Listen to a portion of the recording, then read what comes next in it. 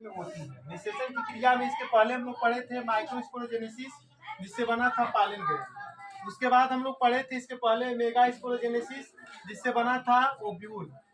ठीक, दोनों बन करके तैयार हो चुके हैं। अब हम लोग पढ़े थे कि जो पालन ग्रेन है जब आकर के स्टिग्मा पर बैठेगा, लैंडिंग करेगा, तो इसी को कहते हैं पॉलिनेशन। ये कितने तरह का होता है यहाँ हमको बात नहीं करना है। अब होता क्या है कि यह स्टिग्मा है, स्टाइल है, ओवरी है। जो स्टिग्मा है, इस स्टिग्मा के ऊपर बहुत सारे पॉलन और पॉलन ग्रेन में और स्टिग्मा के बीच में इंटरेक्शन होगा। बहुत सारे पॉलन ग्रेन यहाँ आएंगे और आकर के यहाँ सेटल डाउन होंगे। लेकिन इसमें से कोई एक पॉलन ग्रेन क्या होगा, जर्मिनेट करेगा, और जर्मिनेट करते हुए वो एम्ब्रियो सैक में आएगा। एम्ब्रियो सैक के मैक्सिमम कंडीशन में क्या होता है कि वो माइक्रोपाइलर रीजन से एंट्री करता है। इसमें तीन तरह के न्यूक्लियस होते हैं। एक होता है ट्यूब न्यूक्लियस, जो मेल गैमेट्स को रास्ता दिखाने का काम करता है, और दो होते हैं मेल गैमेट्स। अब मैं बात करूं इस एम्ब्रियो सैक का।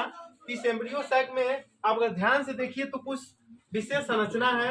जो 7 सेल 8 न्यूक्लिएट स्टेज होता है। 7 सेल में देखिए 3 ऊपर जो होते हैं इनको हम बोलते हैं एंटीपोडल सेल। नीचे जो 3 होते हैं, एक होता है एग और 2 होते हैं सिनर्जिड्स। अब होता क्या है, इसमें से जब पॉलन ट्यूब एंट्री करता है तो एक मेल गैमेट्स जब जाकर के एक से फ्यूज होता है तो इसको बोलते हैं सिनगैमी।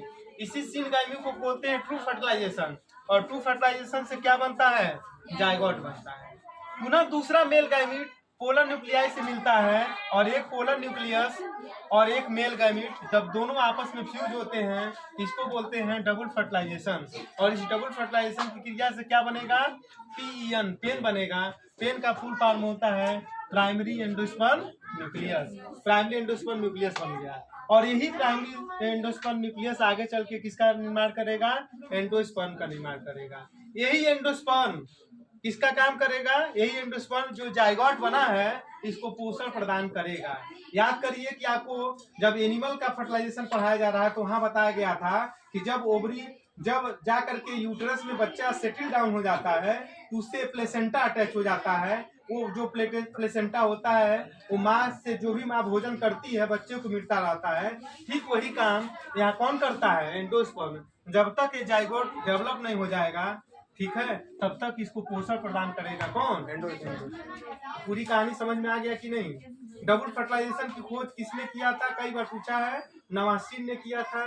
किस पौधे में किया है, एक पौधा था फ्रिटिलेरिया और एक था लिलियम, दोनों में किया था।